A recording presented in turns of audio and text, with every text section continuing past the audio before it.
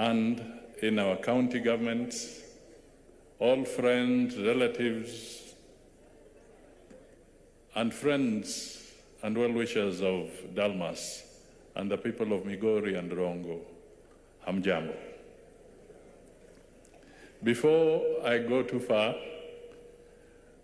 I wish to convey the message of condolence from His Excellency President William Ruto, who would have loved to be here, but sometimes matters of state can divert him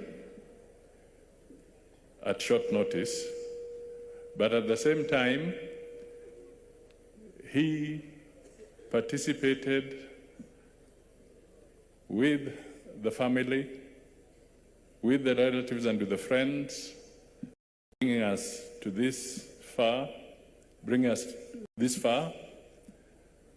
And he told me that after the funeral, he also looks forward and he'll be waiting to have a session with the family of Dalmas Otieno in Nairobi so that they can talk a little more.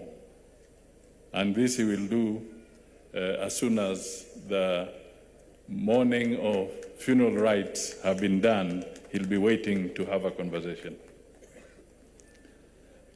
I also wish to convey condolences of the Speaker of the National Assembly, Moses Masika Wetangula. Parliament was in session, and therefore he could not leave because he has to continue chairing the sittings of Parliament. So let me read the message. Kenya has lost a visionary and impactful leader. I have lost a true friend, an exemplary role model. Waziri Dalmas Otieno distinguished himself as a patriot who served his country with honor, integrity, and unwavering distinction. He was progressive in thought, diligent in action, and a tireless champion of the transformation of Migori and of Kenya as a whole. There can be no doubt that Dalmas Otieno was a statesman of rare caliber, a man whose enduring ideas and principled leadership will continue to inspire generations, especially those entrusted with the sacred duty of public service.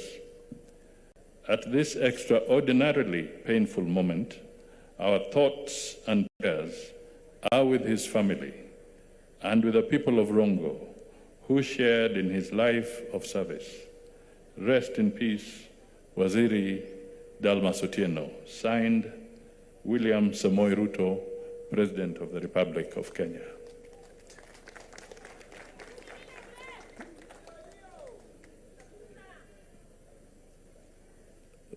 Before I make a few remarks of my own, let me also convey my personal condolences to the family of Dalmas Otieno, and also condolences from my wife, Tessie, who was also a friend of the family of Dalmas Otieno.